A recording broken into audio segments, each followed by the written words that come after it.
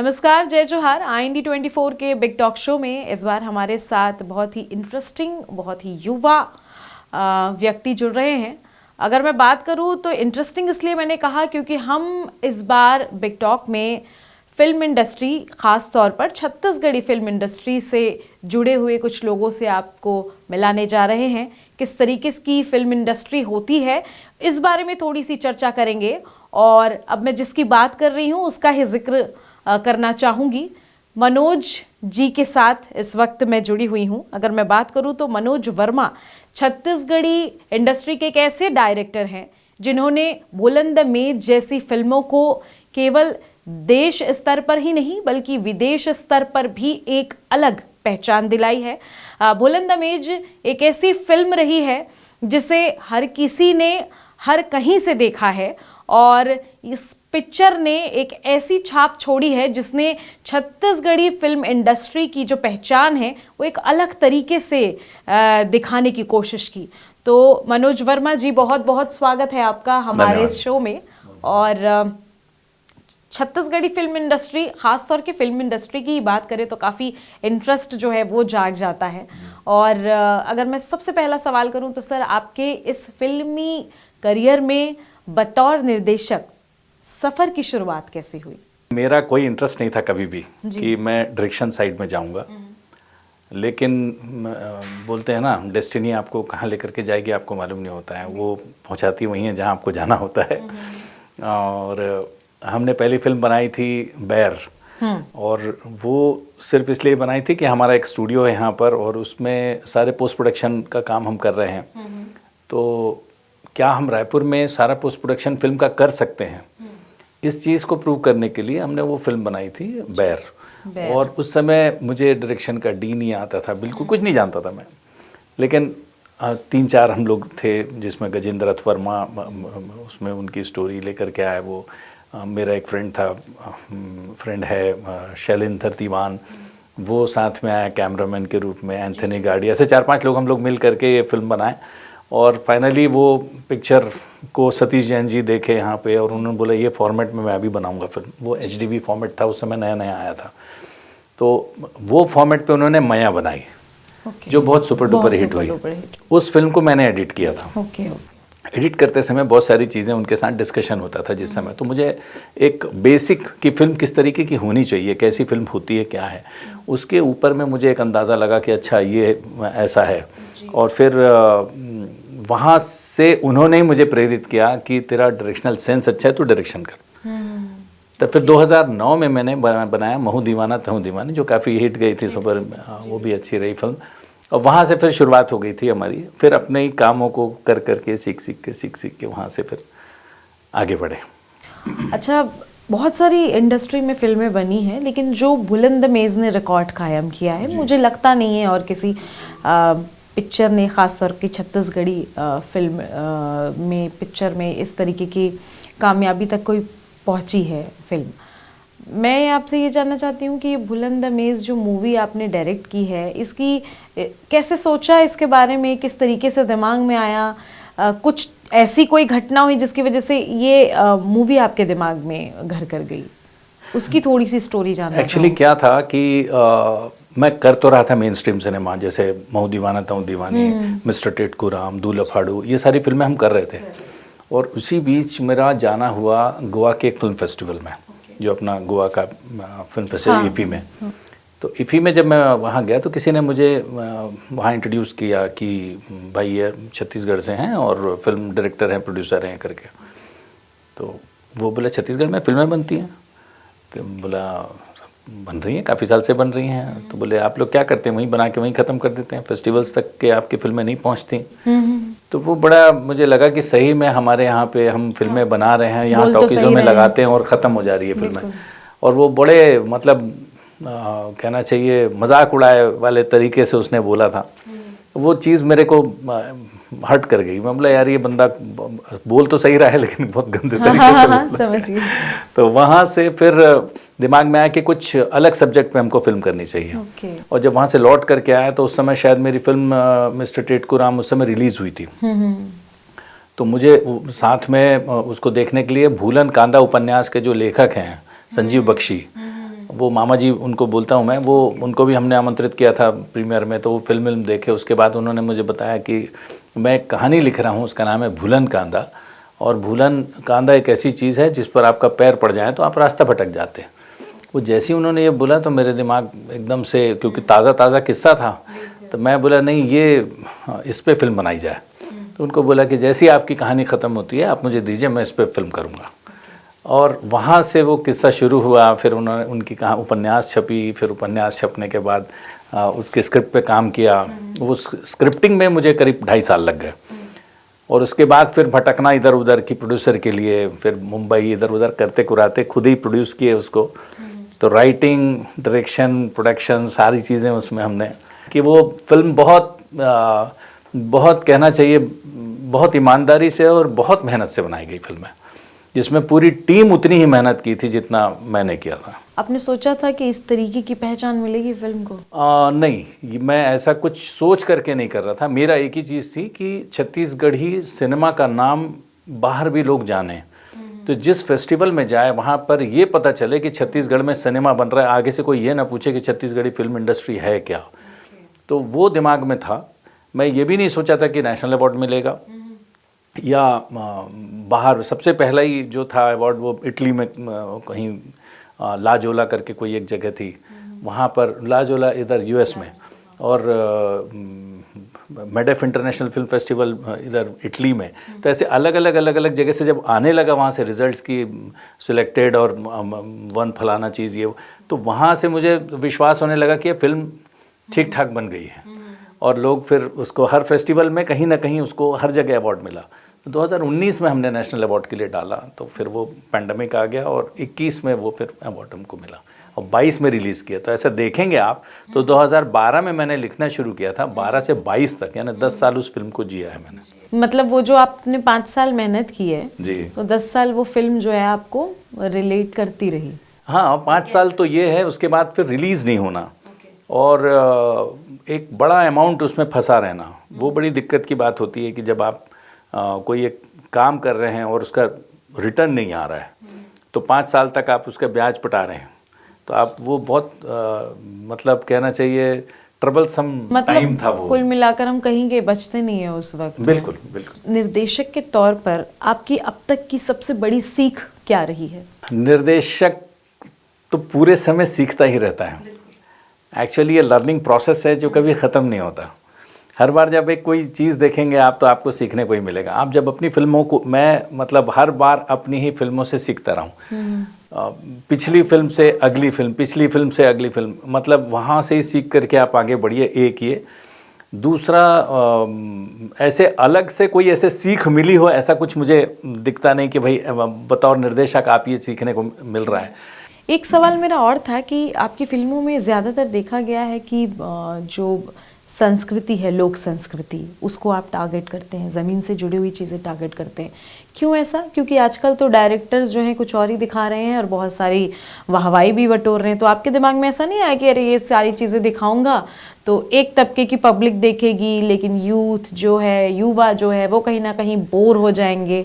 ऐसा डर नहीं लगा कभी आपको? नहीं, देखिए जब आप एक्चुअली ये प्रादेशिक सिनेमा है, एक रीजनल सिनेमा जब आप करते हैं तो जिस रीजन के लिए आप सिनेमा कर रहे हैं, जिस प्रदेश के लिए आप सिनेमा कर रहे हैं, हम छत्तीसगढ़ के लिए कर रहे हैं, तो अगर छत्तीसगढ़ को हम ना दिखाएं तो वो छत्तीसगढ़ी फिल्म ही नहीं लगेगी।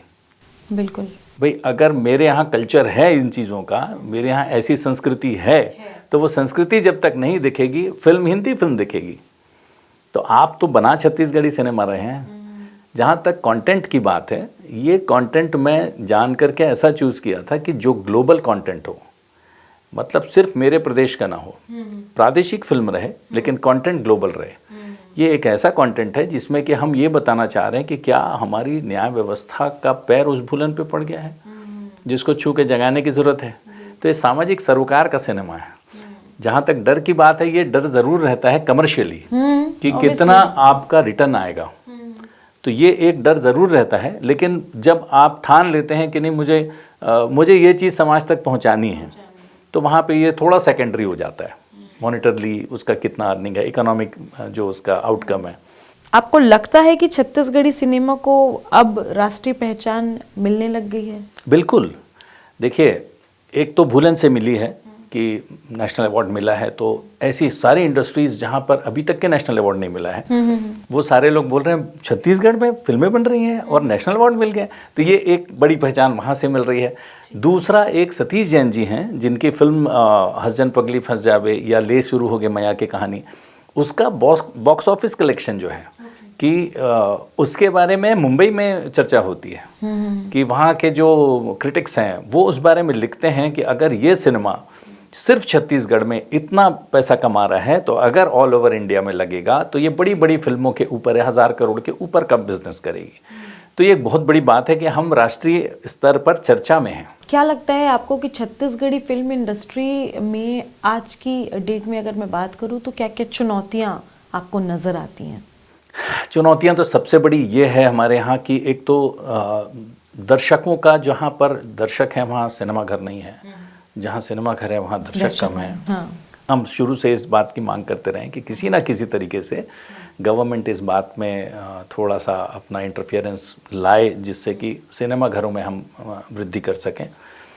सिंगल थिएटर्स में फिल्में कम से कम 90 दिन लगें, तो लोगों को लगाना ज़रूरी रहे कि छत्तीसगढ़ी सिनेमा लगाना ही है। मल्टीप्लेक्स के लिए एक बहुत लंबी लड़ाई हम लोगों ने लड़ी थी और वो जीता, और आज सारे मल्टीप्लेक्सेस में हमारी फिल्में लग रही हैं। मेन तो हमारे यहाँ ये है। दूसरा ये है कि ऐसे छत्तीसगढ़ी बंधु हमारे जो छत्तीसगढ़ी होकर के भी छत्तीसगढ़ी सिनेमा नहीं देखते हैं, ये हमारे लिए बहुत बड़ी चुनौती है। होता क्या है, देखिए, भूलन जैसी फिल्म जिसको राष्ट्रीय पुरस्कार मिलता है, ऐसी फिल्मों के बारे में लोग देश विदेश में लिख रहे हैं। मतलब दिल्ली से क्या, भोपाल से क्या, इंदौर से क्या, हर जगह से मेरे पास में उस पर बड़े बड़े लेख अच्छे रेप्यूटेड न्यूज़पेपर्स में वहाँ पे आ रहा है। और हमारे यहाँ के लोग भी बहुत लिख रहे हैं, जिसमें स्टूडेंट्स भी हैं और बहुत सारे IAS ऑफिसर्स हैं। सारे लोगों ने लिखा उसके बारे में कि फिल्म कमाल की है। इतना होने के बाद अगर आपका पैसा टॉकीज से नहीं निकलता है तो उससे बुरी बात कुछ नहीं हो सकती। तो हमारे यहाँ के जो लोग जो हमेशा ये बोलते हैं कि यहाँ पे सिर्फ प्यार मोहब्बत पर ही फिल्में बनती हैं, वो लोग कहाँ जाते हैं जिस समय अलग मूड की फिल्में या पैरेलल सिनेमा बनता है। तो हमको यहाँ पर जो हमारे दर्शक वर्ग हैं, जो ऑलरेडी हैं, जो देखते ही हैं, वो समानांतर सिनेमा नहीं देख रहे हैं, उनको चाहिए मेन स्ट्रीम सिनेमा। और जो लोगों को चाहिए वो लोग भी नहीं देख रहे हैं। तो ये एक बहुत बड़ी चुनौती हमारे लिए है कि हम किस तरीके से उनको आकर्षित करें, किस तरीके से लगातार ऐसी फिल्में आएँ और लगातार वैसे दर्शक वर्ग जुड़ते जाएं। तो एक बड़ा बिजनेस आपके लिए फिर बन के खड़ा होगा और एक अच्छे कंटेंट के साथ में लोग आ पाएंगे। आपने ये एक बात कही कि एक तरीके की फिल्म का जो एक कॉन्सेप्ट है पब्लिक के दिमाग में डाल दिया गया है। इसी से जुड़ा मेरा एक सवाल और है। आपने ये बात बोली तो मेरे दिमाग में भी ये सवाल आया, और क्योंकि आप डायरेक्टर हैं तो मैं बिल्कुल पूछना चाहूँगी कि जैसे कि हिंदी फिल्म इंडस्ट्री है, सबसे बड़ी बात तो इंडस्ट्री इंडिया में अगर हम बात करें तो हिंदी फिल्म इंडस्ट्री है। फीड एक दिमाग में, पब्लिक के दिमाग में लोगों ने किया है कि हाँ, हम लव एंगल दिखा के, उसी का ट्रिपल एंगल दिखा के ही फिल्में रन कर पाते हैं। लेकिन हॉलीवुड की अगर हम बात करें तो ऐसा बिल्कुल नहीं है। उसमें बहुत सारी चीज़ें ऐसे दिखाई जाती है जो शायद आज भी इंडियन फिल्म इंडस्ट्री से बिल्कुल परे हैं। तो इसको लेकर आपकी क्या सोच है कि क्यों हम ऐसा नहीं सोच पाते हैं? क्यों हमें तेलुगु, मलयालम इन सारी फिल्मों का रीमेक बनाना पड़ता है? और ऐसी स्थिति है क्यों, हम क्यों नहीं सोच पाते? देखिए, हिंदी सिनेमा जो है वो जड़ों से हट चुका है। हिंदी सिनेमा में पर्टिकुलरली आप सिर्फ हिंदी की बात करते हैं, लेकिन हिंदुस्तान की बात नहीं करते हैं। जो आप मुझसे पूछ रहे थे अभी थोड़ी देर पहले कि आप अपना कल्चर दिखाते हो फिल्मों में, वो कल्चर उन्होंने छोड़ दिया। एक समय था जब हम फैमिलीज़ पे बात करते थे। उस समय फैमिलीज़ एक कंबाइंड फैमिलीज़ होती थी और उस संयुक्त परिवार की बातें होती थी, उस संयुक्त परिवार के प्रॉब्लम्स की बातें होती थी। आज की डेट में न्यूक्लियर फैमिलीज हो गई जिन पर कोई बात ही नहीं की जा सकती, और आप उन पर बात करते हैं जो कहना चाहिए आज आप विदेशों से प्रेरित होकर के जो संस्कृति हमारे यहाँ पर एक मिक्स संस्कृति जो हो गई है, जिसको ना हम यहाँ की बोलते हैं ना वहाँ की बोलते हैं। तो हम उससे कोरिलेट कर ही नहीं पाते, कुछ अपने आप मैसेज ही नहीं दे पा रहे हैं, नहीं कुल हो पा मिला रहे के। हम। तो कहीं ना कहीं जा करके आप, ये एक बहुत बड़ा रीज़न है कि हिंदी फिल्म इंडस्ट्री जो है वो भी डाउन पे है। और वही कंटेंट चल रहे हैं, आप देखिए, जो हट करके फिल्में बन रही हैं, रेगुलर से हट करके, जो मेन स्ट्रीम सिनेमा वहाँ पे नहीं चल रहा है। हिंदी सिनेमा मल्टीप्लेक्सेस के लिए जो बन रही हैं फिल्में, वो फिल्में ज़्यादा अच्छा बिजनेस कर रही हैं। अभी मैं आपको बताऊं, एक गुजराती फिल्म आई है लालो। लालो, हाँ। ओके। अब लालो फिल्म जो है वो, अभी मैंने कल उसका ट्रेलर देखा, आज मैं फिल्म भी देखने जाऊंगा। तो ये एक छोटी सी फिल्म है, ऐसा मानते हैं हम कि 25 लाख से 50 लाख के अंदर की फिल्म है, जो 100 करोड़ का बिजनेस कर चुकी है। और वो एक अलग कंटेंट को लेकर के गुजराती फिल्म बनाई है, उसको हिंदी में डब करके लाया गया है ऑल ओवर। तो मैं वही बोल रहा हूँ कि साउथ की फिल्में जो हैं, भले कोई भी कंटेंट उठाए, हाँ, वो कल्चर नहीं छोड़ते। कल्चर नहीं छोड़ते हैं। उनका जो अपना एक कल्चर है, वो कल्चर, उसको पकड़ के आपको चलना पड़ेगा। वही आपको लोगों से जोड़ेगा, वहीं से आप जुड़ेंगे। ये कि ये छत्तीसगढ़ी सिनेमा है, ये साउथ का सिनेमा है, ये हिंदी सिनेमा है, ये मराठी सिनेमा है। आप जैसे ही देखते हैं पहला फ्रेम, आपको समझ में आ जाता है कि ये मराठी फिल्म है। यस। तो कहाँ से आपके कल्चर, आपके रहन सहन, आपके बातचीत का तरीका, आपके कपड़े, परिवेश, बैकड्रॉप्स, ये सारी चीज़ें तय करती हैं कि फिल्म क्या है। और हिंदी सिनेमा आज देखो आप, तो ऐसा लगता है कि यहाँ का सिनेमा ही नहीं है। हाँ, बिल्कुल बिल्कुल। तो ये एक बहुत बड़ा डिफरेंस जो है सोच का है। इसके अलावा अगर मैं बात करूँ तो फिल्म इंडस्ट्री जो होती है, जो आम जनता है, वो बहुत इंटरेस्टेड रहती है कि कैसी होती है फिल्म इंडस्ट्री, अंदर क्या होता है, किस कॉन्सेप्ट से मूवीज़ बनाते हैं। बहुत सारी हम खबरें देखते रहते हैं आजकल, तो सब पता ही चल जाता है, सोशल मीडिया है तो, कि मतलब जो एक्टर्स होते हैं इनके अलग चोंचले होते हैं, इनके अलग ड्रामे होते हैं, इनको वैनिटी वैन चाहिए, इनको अलग लग्जरी सुविधा चाहिए। तो क्या ये सब वाकई होता है? और छत्तीसगढ़ इंडस्ट्री की मैं बात करूँ तो क्या ये यहाँ भी आपको फेस करना पड़ता है? नहीं, यहाँ पे वैसा नहीं है अभी। देखिए, बाहर से जब यहाँ एक्टर्स आते हैं ना, तो हमको ये चीज़ फील होती है कि जैसे भूलन में हुआ कि बहुत सारे बाहर से एक्टर्स थे, तो उनको ऐसा लगता था कि हम सबके साथ खाना कैसे खा सकते हैं। ओके। मतलब एक स्पॉट बॉय भी उसी खाने को खा रहा है, उसी टेबल पे खा रहा है जहाँ एक डायरेक्टर खा रहा है, जहाँ पे बाकी एक्टर्स खा रहे हैं। हम लोगों ने ये कल्चर डाला ही नहीं कि एक्टर के लिए दूसरा खाना आएगा, एक्ट्रेस के लिए दूसरा खाना आएगा, डायरेक्टर के लिए एक अलग टिफ़िन आएगा। नहीं, एक खाना बनेगा, वो खाना टेबल पे लगेगा और सारे लोग उसी टेबल पे खाएंगे खाना। ये हमारे यहाँ का कल्चर है, हमने इसको इधर उधर करने नहीं दिया। वैनिटीज़ की जहाँ तक बात है, हमारे यहाँ पे उतनी, तो क्या आपको डिमांड नहीं की गई उन सारी चीज़ों की? नहीं, कि कभी हमें नहीं, अलग कभी सुविधा नहीं। दी? हम वहाँ मांगा था, कुछ लोगों ने बोला था, तो हमको लगा कि चलो ये लोग बाहर के हैं, लेकिन वो भी 1-2 दिन। कभी आपको लगा कि भाई ठीक है, चलो आज नहीं, हम नहीं कर सकते। हमने आपको पहले बता दिया था कि जो चीज़ें हम जंगल के अंदर शूट कर रहे हैं, हम आपके वहाँ पे हम पिकनिक बनाने नहीं आए हुए हैं। तो जो है वो चीज़ें आप लीजिए, वो चीज़ें खाइए जो सारे लोग खा रहे हैं। तो वो कल्चर वहाँ बॉम्बे में है। बॉम्बे में ये कल्चर है कि 3 जगह अलग अलग तरीके का खाना बनता है।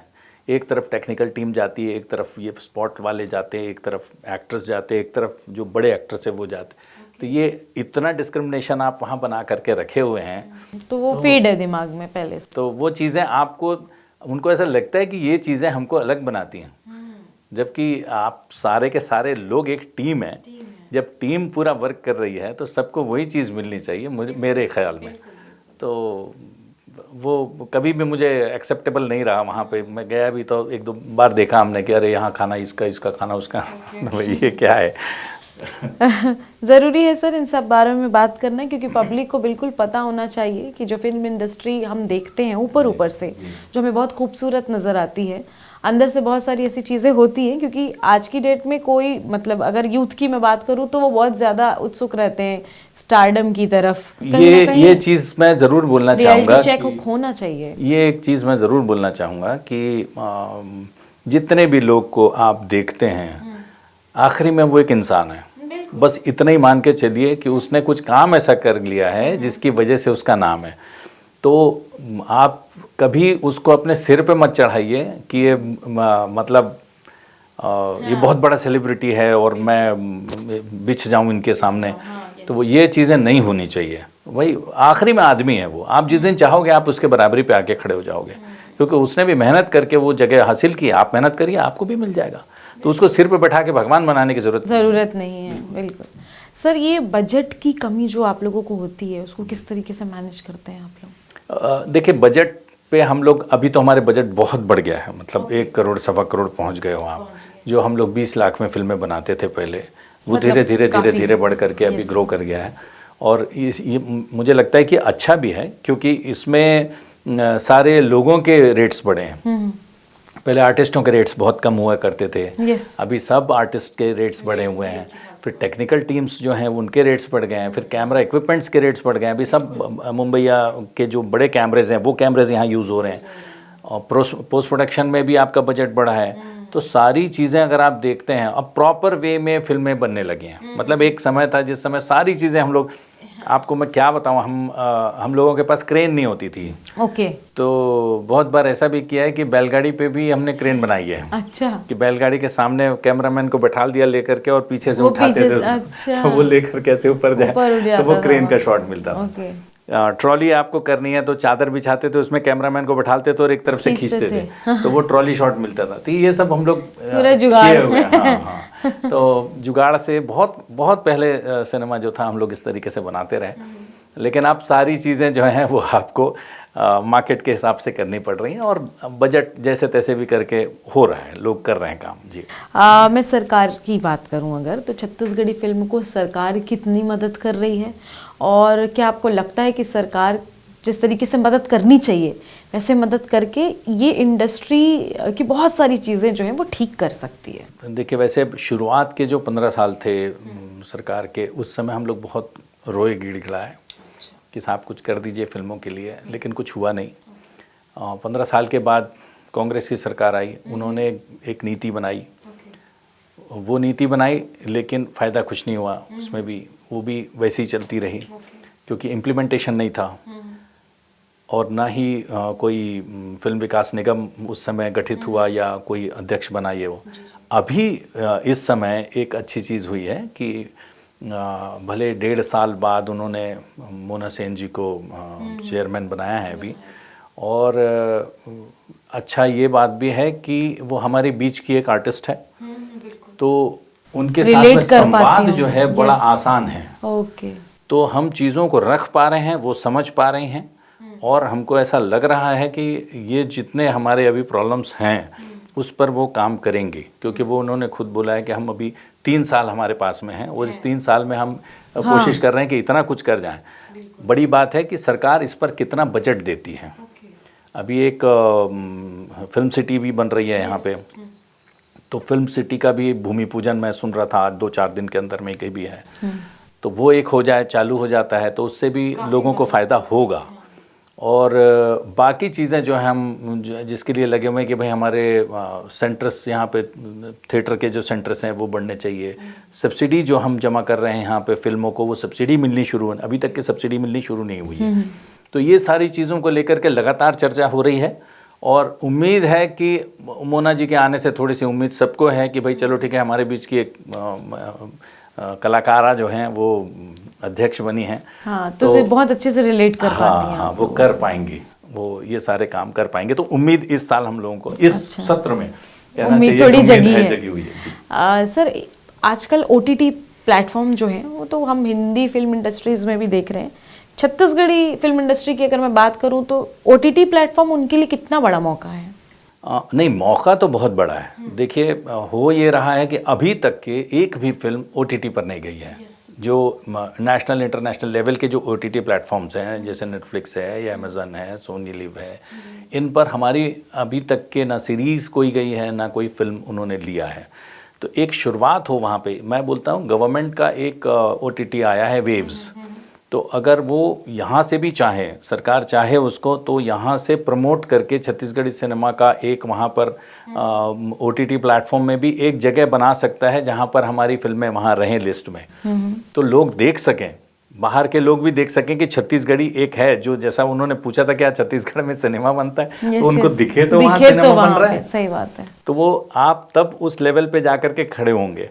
तो ये एक ज़रूरी चीज़ है। आपने अच्छा प्रश्न किया कि इन चीज़ों को भी हमारे को भी रखना है। हमने दूरदर्शन में बात की थी इस बारे में प्रसार भारती में, लेकिन वो उनका ये कहना था कि अभी ये सारी चीज़ें दिल्ली से हो रही हैं, हमारे हाथ में अभी नहीं है। लेकिन अगर मोना जी उसके लिए चाहें और प्रयास करें तो ये सारी चीज़ें बड़ी आसानी से हो पाएंगी। वैसे तो एक डायरेक्टर अपनी आने वाली फिल्म के बारे में कुछ बताता तो नहीं है, लेकिन फिर भी मैं पूछूंगी आपसे कि आने वाली फिल्मों में हमें क्या क्या विषय देखने को मिलेंगे? देखिए, एक तो भूलन 2 पे भी काम चल रहा है, तो एक अच्छे मुद्दे को लेकर के वापस से हम भूलन 2 पे तैयारी है, लेकिन वही है कि अभी उसके लिए भी फंडिंग देखनी पड़ेगी। हाँ। क्योंकि फिर से वही बात आएगी कि कितना रिटर्न आने वाला है, भगवान मालिक है। दूसरा एक फिल्म थी सतीश जैन जी की, लैला टिप टॉप 6 अंगूठा छाप। ओके। एक जिसमें एक पढ़ी लिखी लड़की और एक अंगूठा छाप लड़का जो है वो उसको लेकर के हमारी संस्कृति के अंदर में वो सारी चीज़ें ताना बाना बुना था, उन्होंने बहुत अच्छी फिल्म बनाई थी। तो उसका जो पार्ट 2 है वो मुझे करने के लिए कहा गया है, तो अभी उस पर काम चल रहा है और शायद पहले वही फिल्म आएगी अभी, लैला टिप टॉप 6 अंगूठा छाप पार्ट 2। जी। अब एक अंतिम सवाल, क्योंकि समय हमारे पास कम है, आपके साथ बात करते करते समय कैसे बीता पता भी नहीं चला। सबसे अंतिम सवाल मेरा ये होगा कि एक निर्देशक के तौर पर छत्तीसगढ़ी इंडस्ट्री को लेकर मनोज जी का सपना क्या है? निर्देशक के तौर पे मुझे तो ऐसा लगता है कि अभी बहुत काम बचा है राष्ट्रीय अंतर्राष्ट्रीय स्तर पर जाने के लिए। मुझे ऐसा लगता है कि कुछ फिल्में ऐसी बने अभी भी जो नेशनल अवार्ड के साथ में कैंस में जाए या ऑस्कर में जाए, तो वैसे फिल्मों, वैसे सब्जेक्ट्स, उस पर काम हो। यहाँ पर सत्यजीत रे जी को उस समय दिया गया था, उनके बेड पे बिस्तर पे दिया गया था, ऐसा काम यहाँ पर भी कुछ हो, मेरा ऐसा सोचना है, ऐसा सपना है। तो ये थे हमारे साथ छत्तीसगढ़ी फिल्म इंडस्ट्री के काफ़ी सुप्रसिद्ध डायरेक्टर मनोज वर्मा जी, जिनका साफ तौर पर कहना है कि अगर हम फिल्में बनाते हैं तो उसका एक ऐसे मैसेज होना चाहिए जो पब्लिक पर छाप छोड़े और सीधी तरीके से युवाओं के लिए भी मैसेज हो। कुल मिलाकर अगर बात करें तो अपनी लोक कला, संस्कृति और ज़मीन से जुड़ी हुई मुद्दे और अपने कल्चर को बिना छोड़े वो लगातार फिल्में करते रहेंगे। कई सारी फिल्म अभी उनकी बाकी है, कहीं ना कहीं एक अच्छा मैसेज उन्होंने दिया है और अपने कल्चर को ध्यान में रखते हुए वो लगातार छत्तीसगढ़ी फिल्में बना रहे हैं और आगे भी बनाते रहेंगे। सर, बहुत बहुत धन्यवाद आपका हमारे शो में समय देने के लिए।